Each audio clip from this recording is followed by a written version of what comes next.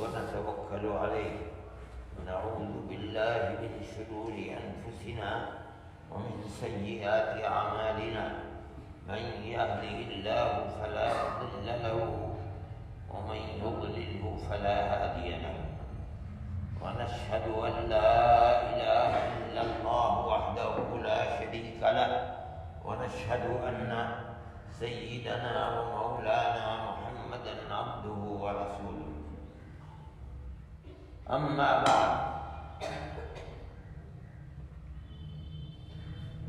اللہ کی کتاب قرآن کریم جس کو خاص طور پر اس مبارک مہینے سے تعلق ہے اور اس تعلق ہی کی بنیاد پر جناب رسول اللہ صلی اللہ علیہ وسلم سال بھر قرآن روزانہ پڑھا کرتے تھے، لیکن رمضان کے اس مہینے میں قرآن کے ساتھ آپ کا تعلق اور اشتغال بہت بڑھ جاتا تھا۔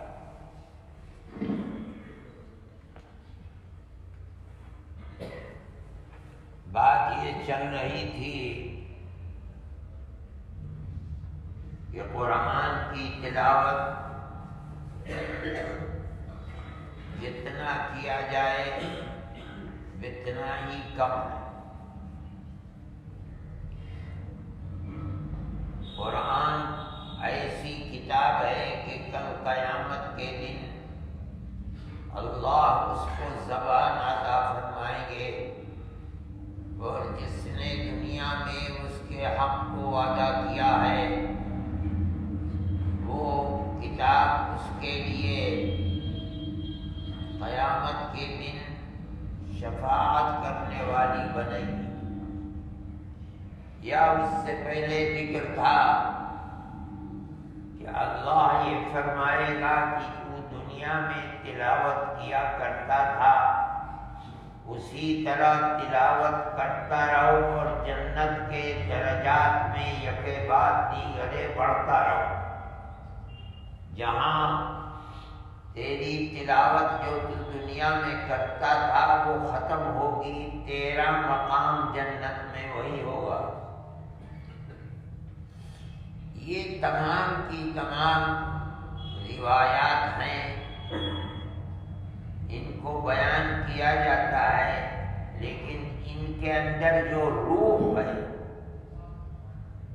جس کی بنیاد پر قرآن شفاعت کرے گا، جس کی بنیاد پر آدمی کے درجات قیامت کے دن بلند ہوں گے، ان کی بنیاد صرف قرآن کے الفاظ کی تلاوت ہی نہیں ہے۔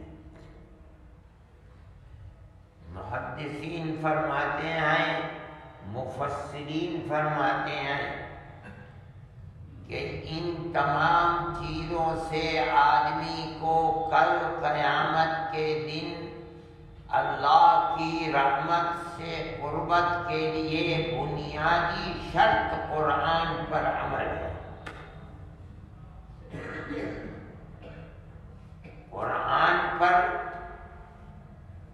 قرآن کی تلاوت بھی کرتا ہے اور جن چیزوں کا قرآن نے حکم دیا ہے ان پر عمل بھی کرتا ہے۔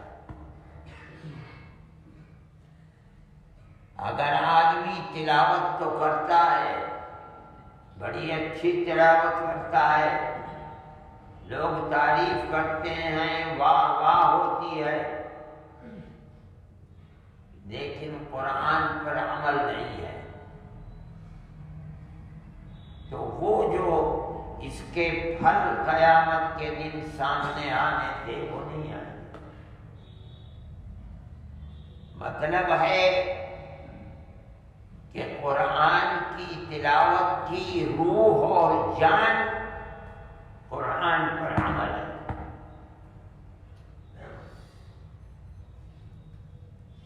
جگہ جگہ جہاں آیات آتی ہیں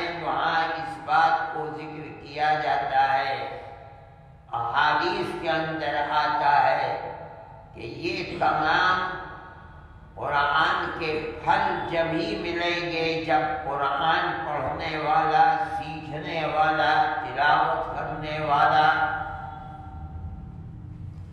اس قرآن یعنی اللہ کی کتاب میں جو اس کو حکم دیے گئے ہیں ان پر عمل کرتا ہے، تب وہ حفظ قرآن اس کے خاندان کے لوگوں کے لیے مغفرت کا ذریعہ بنے گا، تب وہ تلاوت قرآنی جنت کے اندر بڑے اعلیٰ مقام تک پہنچنے کا سبب بنے گی، تب وہ قرآن اس کے لیے میدان محشر میں شفاعت کرنے والا بنے گا، صرف تلاوت نہیں ہے۔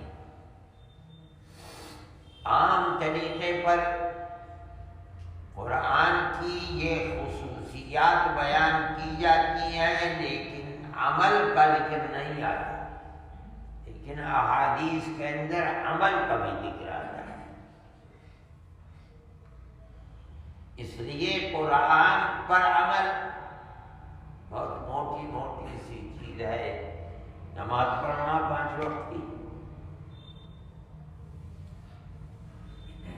روزہ رکھنا، اللہ کو ایک ماننا، یہ 3 چیزیں ہیں جو اسلام کی روح ہیں۔ ایک ہے عقیدہ، اللہ کو ایک ماننا، رسول اللہ کو سچا نبی ماننا، اس کے اندر سب چیزیں آ گئی۔ جب وہ سچے ہیں تو انہوں نے جو کہا کہ قبر میں یہ ہوگا ہمارا ایمان ہے، انہوں نے کہا کہ یہ کتاب اللہ کی کتاب ہے قرآن، ہمارا ایمان ہے، یہ سب عقائد ہیں۔ دوسری چیز ہے عبادات، نماز پڑھنا، روزہ رکھنا، حج کرنا، یہ عبادات ہیں۔ اللہ کا ذکر کرنا، قرآن کی تلاوت کرنا، یہ سب عبادات ہیں۔ اور تیسری چیز کسی مذہب کے اندر ہے ایک انسان کا دوسرے انسان کے ساتھ رہن سہن کرنا کی، یہ بہت بڑی چیز ہے۔ آدمی کا اگر دوسرے کے ساتھ معاملہ ٹھیک نہیں ہے، امانت و دیانت نہیں ہے، جو حقوق ہیں ان کو تلف کرتا ہے تو اسے پھل نہیں ملے گا۔ یہ بہت بڑی چیز ہے اسلام کے اندر۔ آپ کو سچا ماننے کا مطلب آپ نے جو عقیدہ دیا آمنا و صدقنا، آپ نے جو عبادت بتائی ہے ہمارے سر اور آنکھوں پر، جو آپ نے رہن سہن ایک دوسرے کے ساتھ معاملہ اور ویوہار بتایا ہے، ہماری زندگی کا ہر قدم اس کے مطابق، یہ ہے مکمل ایمان۔ اس کو کہا جاتا ہے اسلام، شریعت اسی کا نام ہے۔ تو اب قرآن پڑھنے سے فائدہ جب ہوگا جبکہ یہ تینوں چیزیں آدمی نے اپنی آنکھوں سے لگا رکھی ہیں، اسی نے عقیدہ بھی وہ جو اللہ نے اور اس کے نبی نے بتایا، عبادات بھی وہ جو اللہ اور اس کے رسول نے بتایا۔ ایک آدمی کے ساتھ چاہے اس کا مذہب کچھ بھی ہو، آدمی کا ویوہار اور رہن سہن اس کے مطابق جو اللہ اور رسول اللہ نے بتایا۔ رسول اللہ نے جو بتایا ہے وہ اللہ ہی کا بتایا ہوا ہے۔ گفتئے اللہ بود گرچہ حلقوم عبد اللہ بود، جو کہتا ہے وہ وما ينطق عن الہوى ان هو الا وحی یوحی، کوئی اپنی طرف سے وہ نہیں بولتا ہے رسول اللہ، جو بولتا ہے خدا کی وحی کے مطابق بولتا ہے، اس لیے وہ جو بولتا ہے سچ بولتا ہے۔ قرآن کا مطلب یہ ہے، قرآن کی تلاوت کا فائدہ جو ہوگا۔ میں ایک دوسری بات کہنا چاہتا تھا کہ میں قرآن کے ذمن میں بھی کہتا رہا ہوں، اور وہ یہ ہے کہ مہمان ہیں آئے ہوئے ہیں، کیوں گھر دربار چھوڑ کے آئے؟ صرف اللہ کا ذکر کرنا، اللہ کا ذکر، اللہ کی یاد، اللہ کی یاد کرنے کے لیے گھر دربار سب بال بچے چھوڑ کر کے یہاں آئے ہو۔ یہ اللہ کا ذکر عجیب و غریب چیز ہے۔ اللہ اور اس کے رسول نے جس چیز کا بھی حکم دیا ہے، اللہ کا ذکر ہی ایک ایسی چیز ہے جہاں کہتا ہے ذکر، یہ کہتا ہے بہت زیادہ اور کثرت کے ساتھ ذکر، اور چیزوں کو نہیں۔ ہر چیز کی ایک حد ہے، ذکر اللہ کی کوئی حد نہیں ہے۔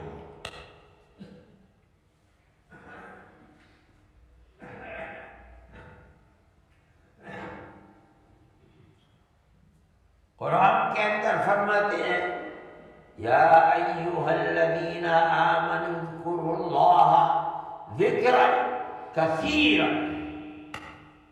ذکر کرو اور بہت کرو، کوئی حد نہیں۔ والذاکرین اللہ کثیرا والذاکرات، الذاکرین اللہ کثیرا، اللہ کو بہت یاد کرنے والے، اللہ کا بہت ذکر کرنے والے۔ فَإِذَا قُضِيَتِ الصَّلَاةُ فَانتَشِرُوا فِي الْأَرْضِ وَابْتَغُوا مِنْ فَضْلِ اللَّهِ وَاذْكُرُوا اللَّهَ كَثِيرًا لَعَلَّكُمْ تُفْلِحُونَ۔ اللہ کا ذکر بہت کرو تاکہ تم سفل ہو جاؤ، کامیاب ہو جاؤ۔ اس کا مطلب یہ ہے کہ جو بہت ذکر نہیں وہ کامیاب نہیں۔ کیا مطلب ہے ذکر کثرت کے ساتھ کرنے کا؟ کتنا کریں؟ قرآن کہتا ہے الذین یذکرون اللہ قیاما وقعودا وعلی جنوبہم، عقل مند لوگ وہ ہیں کہ جو اللہ کا ذکر کرتے ہیں، کھڑے ہیں تب بھی اللہ کو یاد کر رہے ہیں، بیٹھے ہوئے ہیں تب بھی اللہ کو یاد کر رہے ہیں، لیٹے ہوئے ہیں تب بھی اللہ کو یاد کر رہے ہیں۔ کیا مطلب ہے؟ کوئی قید نہیں ہے، اپنے گھر ہے تب اللہ کا ذکر کر رہا ہے، یاد کر رہا ہے، بازار میں ہے تب، حضر میں ہے تب، سفر میں ہے تب، لوگوں کے ساتھ بیٹھا ہے تب، تنہا ہے تب، رات ہے تب، دن ہے تب، ہر وقت اللہ کو یاد رکھ۔ اللہ کا ذکر ایسی چیز ہے نہیں کہ بس نماز 5 پڑھ لی ختم ہو گیا۔ فَإِذَا قَضَيْتَ، حج کر لیا ختم ہو گیا، نہیں، قرآن جو کہہ رہا ہے فَإِذَا قَضَيْتُم مَنَاسِكَكُمْ فَاذْكُرُوا اللَّهَ، حج جب ہو چکے تو یہ نہیں کہ بس ذکر ختم ہو گیا، طواف ختم ہو گیا، بس نہیں، حج کر لیے پھر اللہ کے ذکر کے اندر یاد نہیں رہے گا، جس کا کوئی وقت متعین نہیں ہے۔ نماز پڑھ لی پھر اللہ کی یاد میں لگتا. اللہ کی یاد اور اللہ کے ذکر کا مطلب یہ ہے کہ ہر وقت مومن وہی کامیاب ہے. قرآن کہتا ہے وہی مومن عقل مند ہے. اولو الالباب عقل والے جو ہر وقت اللہ کے ذکر میں لگے رہتے ہیں. ذکر کا مطلب یہی نہیں ہے کہ اللہ اللہ ہی بیٹھے ہوئے کرتے رہو، نہ کھاؤ نہ پیو نہ کماؤ. یہ مطلب نہیں ہے. ذکرہ یہ لفظ ہے عربی کا، اس کے معنی آتے ہیں یاد کرنے کے. اللہ کو یاد رکھو ہر حال میں.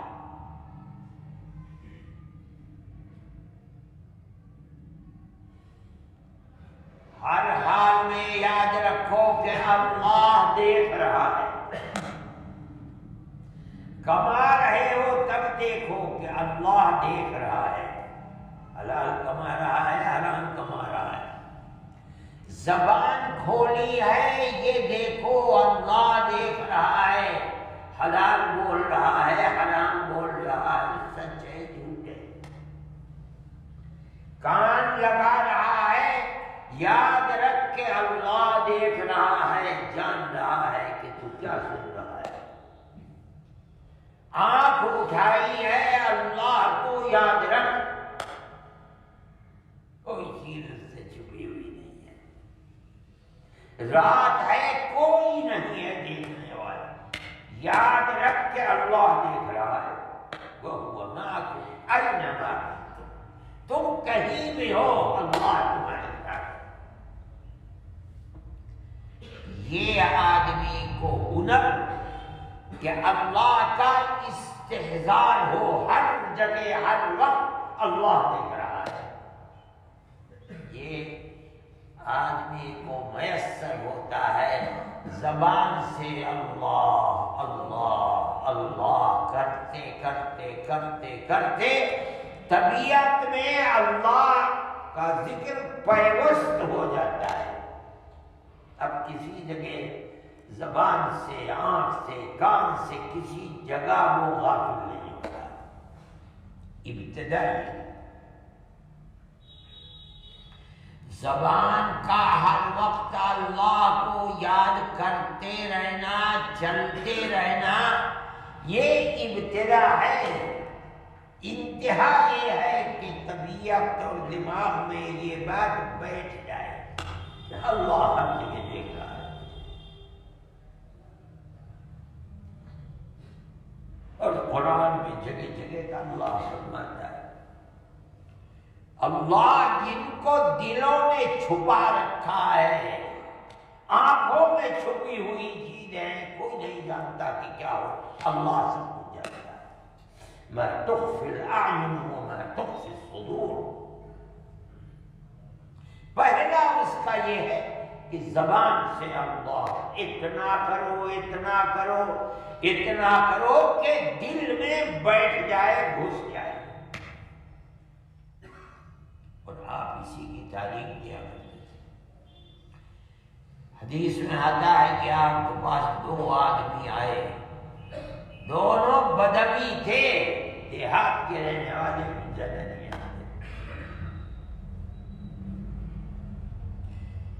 ایک نے پوچھا کہ یا رسول اللہ اچھے سے اچھا آدمی کون ہے؟ فرمایا من طال عمرہ وحسن عملہ، جس کے عمل اچھے ہیں، نماز، روزہ، قرآن، حج، زکوٰۃ، ذکر، اور عمر بھی لمبی ہے، وہ بڑا خوش نصیب ہے. اگر یہ ذکر کرتے کرتے کرتے کرتے 25 سال میں مر جاتا تو اس کا ذخیرہ بہت تھوڑا ہوتا.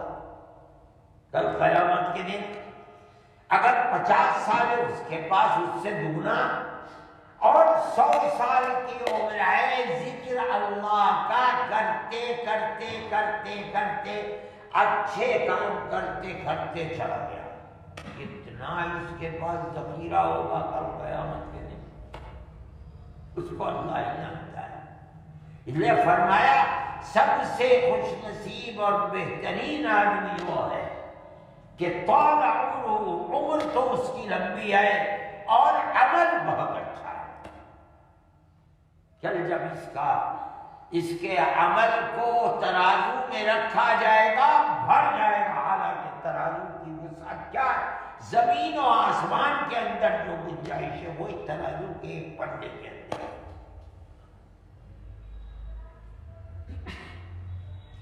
تو دوسرے نے کہا کہ یا رسول اللہ آپ جو تعلیمات دیتے ہیں یہ تو بہت ہیں، میں تو بہت کم آپ کے پاس آتا ہوں، اتنی تعلیمات کو یاد رکھنا کرنا، میں تو دیہات کا آدمی ہوں، بڑا مشکل ہے۔ آپ مجھے کوئی ایسی چیز بتا دیجئے جو میں ہر جگہ اس کام کو کر سکوں، اس لیے کہ اتنا بڑا ذخیرہ جو آپ صحابہ کو بتاتے ہیں اچھے اعمال کا، میرا تو آپ کے پاس آنا بھی بہت کم ہوتا ہے، میں تو دیہات کا رہنے والا ہوں۔ آپ نے فرمایا لا یزال لسانک رطبا بذکر، ہمیشہ تیری زبان اللہ کے ذکر سے تر رہنی چاہیے، اس کے لیے کوئی ضرورت نہیں ہے۔ اگر اونٹوں کو چلا رہا ہے اللہ اللہ اللہ سبحان اللہ یہ ہو، بکریوں کو چلا رہا ہے اپنی کھیت کیاری کر رہا ہے اللہ اللہ اللہ، جہاں ہے پہاڑ میں ہے، گاؤں میں ہے، باہر ہے، شہر میں ہے، یہاں ہے، ہر وقت تیری زبان اللہ کے ذکر میں تر رہنا چاہیے۔ یہ وہی چیز ہے، عقل مند لوگ وہ ہیں جو کھڑے کھڑے بیٹھے بیٹھے لیٹے لیٹے کسی وقت اللہ کے ذکر سے غافل نہیں ہے۔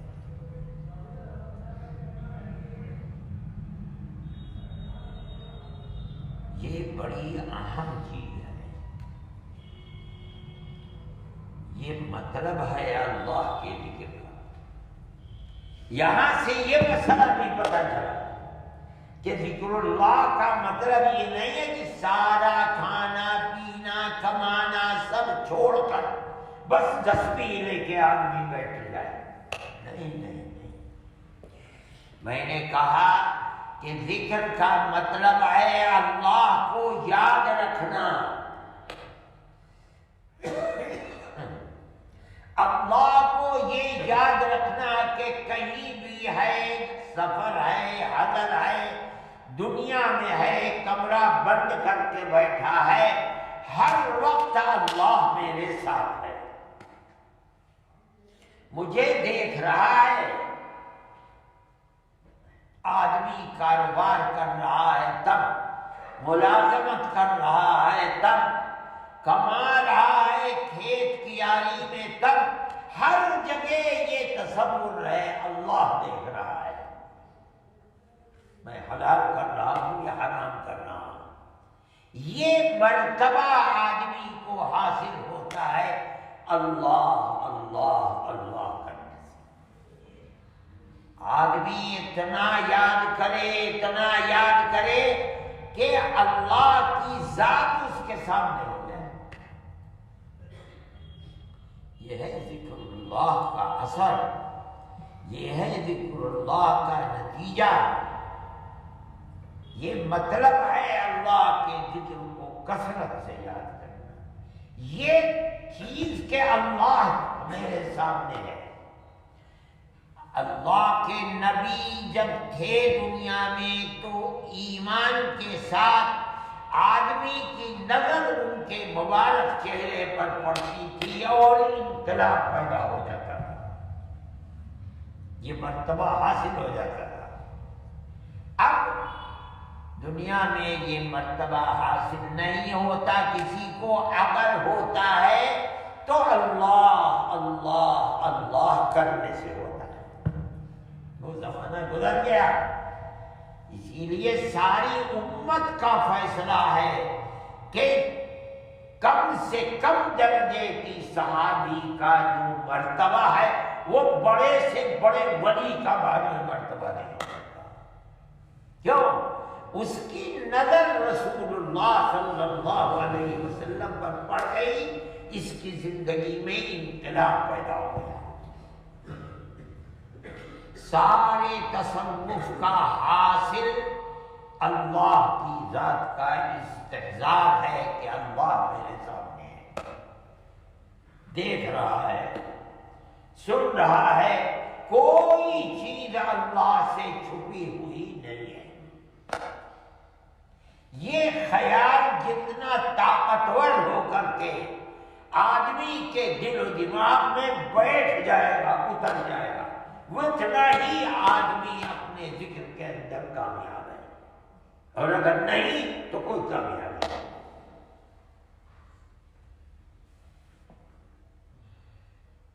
یہ ہے ذکر اللہ، جو بتایا جاتا ہے کہ اللہ اللہ کرو، اتنا کرو اتنا کرو اتنا کرو کہ اللہ کی ذات سامنے آ جائے۔ ہر وقت آدمی اللہ مجھے دیکھ رہا ہے۔ اسی کو فرمایا ہے اعبد ربک کأنک تراہ، اتنا عبادت کر، اتنی عبادت کر، اتنا ذکر کر کہ اللہ جس کو یاد کر رہا ہے تو وہ تیرے سامنے آ جائے، ایسا لگے جیسے تو اسے دیکھ رہا ہے۔ نہیں تو یہ تو ایک حقیقت ہے کہ اللہ تو دیکھ ہی رہا ہے۔ یہ مطلب ہے ذکر اللہ کی کثرت کا، اس کو خوب ذہن میں کرو۔ مقصد صرف اللہ اللہ کرنا نہیں ہے، سارے تصوف کا مقصد اور نتیجہ، انجام، آخر سے آخر یہ ہے کہ جس ذات کو تو یاد کرتا رہا ہے اللہ اللہ اللہ، وہ ذات اس طرح ہو گئی جیسے تو اسے اپنے آنکھوں سے دیکھ رہا ہے۔